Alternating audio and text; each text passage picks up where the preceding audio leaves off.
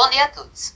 O meu nome é Isaac Ribeiro e eu e minha equipe formada por Bruna Milena, Clarice e Vitória, Maria Eduarda e Mirelas Vasconcelos, iremos apresentar o capítulo 6, ao qual o tema é de missões do cuidado do livro Saber Cuidar, Ética do Humano, Compaixão pela Terra, de Leonardo Boff. Contudo, a gente vai iniciar a apresentação falando quem é o autor e suas características metodológicas. Leonardo Boff, ele nasceu em 14 de dezembro de 1938 e é expoente da teologia da libertação do Brasil e é conhecido internacionalmente por sua defesa dos pobres e excluídos. Cursou filosofia, teologia e ingressou na Ordem dos Frades Menores franciscanos, uma ordem que é religiosa fundada por São Francisco de Assis. O Boff, ele era um padre, mas ele pediu a dispensa da sacerdócio justamente por causa da pressão vinda da igreja no momento em que ele tinha escrito o livro A Igreja, Carisma e Poder. Contudo, ele sempre se conectou com seus dogmas e ainda articulava a sua fé cristã com a luta dos oprimidos pela justiça social, a libertação e a dignidade humana, tendo sempre a ênfase na justiça social, opção pelos pobres, análise crítica da realidade social, engajamento político e social, liberdade e dignidade humana e diálogo interdisciplinar. Destacando algumas frases utilizadas pelo autor ao longo do texto e comparando ela com a realidade da saúde e da enfermagem, a primeira frase, ela fala que somos a própria terra que na sua evolução chegou ao estágio de sentimento, de compreensão, de vontade, de responsabilidade e de veneração. Numa palavra, somos terra no seu momento de autorrealização e autoconsciência. Interpretando para o lado da saúde, tendo a terra como centro da vida humana e a saúde como centro do corpo biológico, em uma metáfora, somos o que nossa saúde, enquanto complexidade de físico, mental e ambiente, é. Por isso, a importância do cuidado. O cuidado tanto preventivo quanto de recuperação feita pelo enfermeiro ao outro, tanto o cuidado voltado para nós mesmos.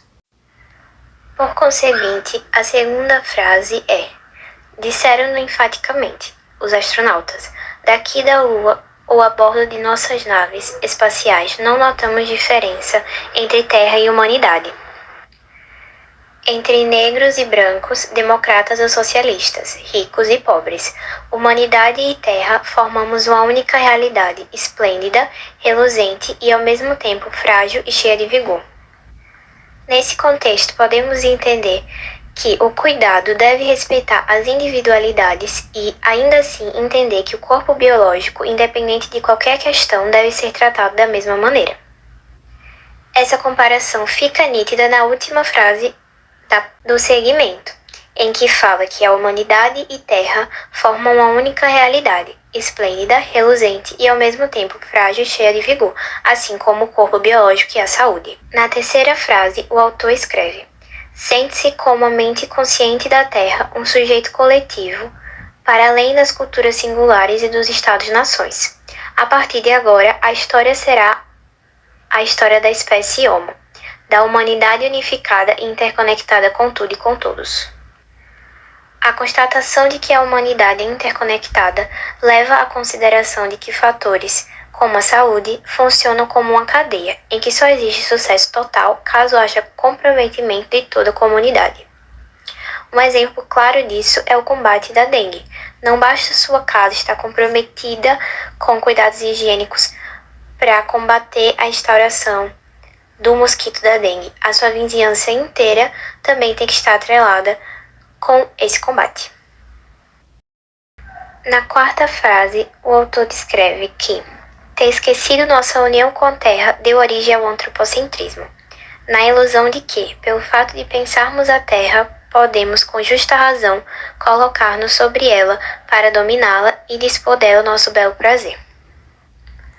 Esse recorte evidencia a dissociação metafórica entre saúde e corpo, já que profissionais como enfermeiros, por exemplo, podem sofrer por sobrecarga e outros problemas em razão da negligência da saúde própria por conta dos seus empregos ou cargas duplas. Isso pode não só adoecer o indivíduo, como comprometer a qualidade do serviço ofertado por ele em relação ao cuidado e a disposição às outras pessoas. O segundo tópico do texto tem como título Céu, a dimensão espiritual e celestial da existência. O céu é constituído por tudo aquilo que está acima de nossas cabeças, a Via Láctea, as miríades de estrelas, as galáxias, numa palavra, o espaço profundo e infinito. Até recentemente se imaginava o céu imutável e eterno. Hoje, com o acúmulo de observações astronômicas e com a utilização de tecnologias e instrumentos cada vez mais sofisticados, sabemos que o céu teve uma origem e está em permanente expansão. Junto com o processo de expansão se deu também o crescente resfriamento.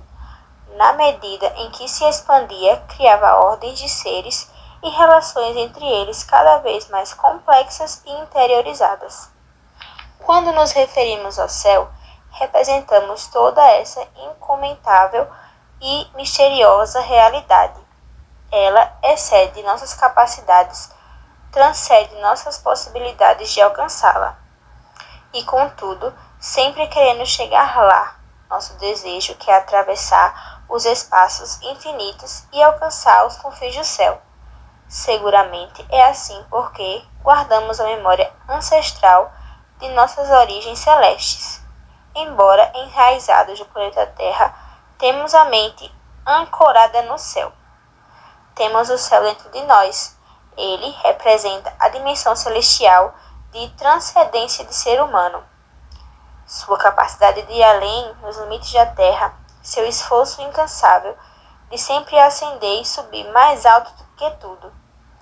Pode ser interpretado também como a emergência do princípio masculino, ordenador, rasgador de novos horizontes, errante e insaciável face a tudo o que está ao alcance de sua mão.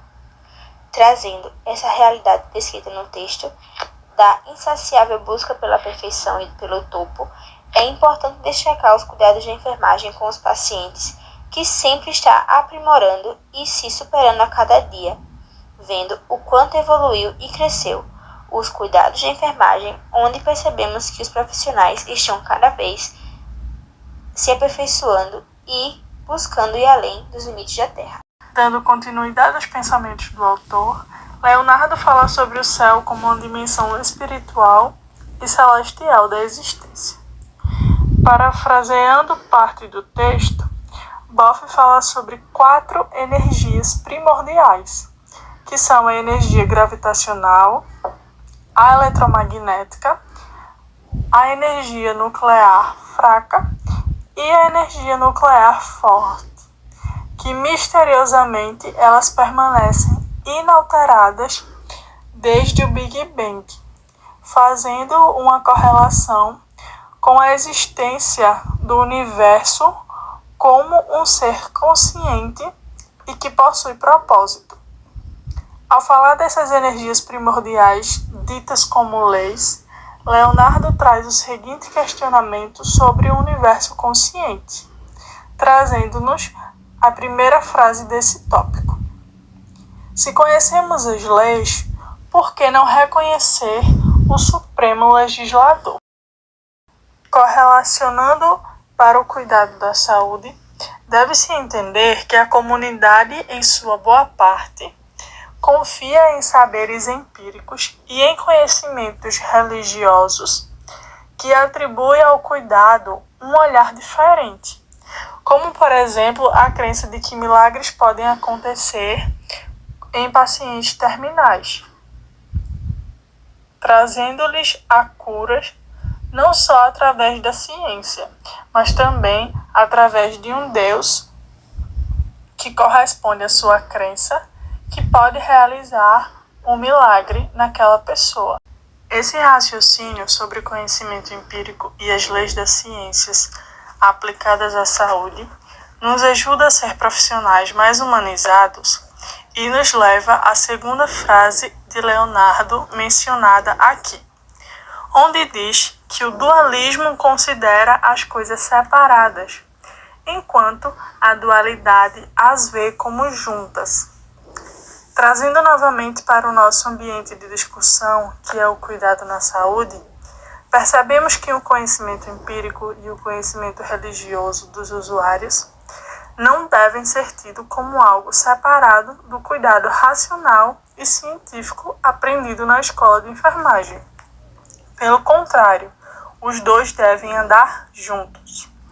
Dessa forma, o paciente se sente inserido no cuidado, tendo as suas crenças abraçadas. Podemos usar a dualidade citada por Leonardo e ver o conhecimento científico e o conhecimento religioso andando juntos, fazendo assim com que o cuidado na saúde seja mais humanizado e o usuário se sinta protagonista e não coadjuvante do seu processo de cura. No fim do capítulo, Leonardo traz a reflexão: mas afinal, o que seríamos de nós sem viver uma utopia, sem acreditar em um mundo ideal? Mas cuidado! Acreditar em uma utopia não significa ser utopista, ou seja, fugir da realidade. Viver uma utopia nos permite ter esperanças de alcançar lugares ou estados melhores. Como o autor traz o reino de Saturno, onde deuses e homens viviam em uma suprema integração, justiça e paz inalterável. E no trabalho da enfermagem, o que almejamos alcançar? Qual a nossa utopia? Maior valorização do trabalho dos enfermeiros? Melhores salários? É sobreviver distendido entre a utopia e a história, construindo a sua existência no tempo, utilizando da utopia para animar, olhando sempre para cima e para frente, atrelado à história real, que obriga a buscar mediações, dar passos concretos e olhar com atenção para o caminho em sua direção, suas bifurcações e empecilhos, suas ciladas e chances. Fazendo uma linha do tempo na história do trabalho da enfermagem, podemos perceber que através de lutas e foco em condições ideais de trabalho, nos permitiu alcançar melhores condições que antes, e com a esperança de melhora, nos permitirá melhores condições do que hoje. No começo da profissão, tivemos diversos estigmas atrelados aos praticantes por estarem às margens da sociedade. Após a superação, tivemos o imaginário da benevolência quase religiosa atrelada à profissão. Toda a desconstrução a partir da luta que se deu nos últimos séculos foi crucial para que hoje os enfermeiros possam ocupar espaços políticos e de liderança. Apesar de todo o crescimento, ainda é necessário estimular o senso crítico para superar as divergências ainda existentes e, claro, sem esquecer do cuidado. Carregar consigo os ensinamentos da fábula mito de Ígino, a necessidade de carregarmos o cuidado enquanto construímos nosso tempo.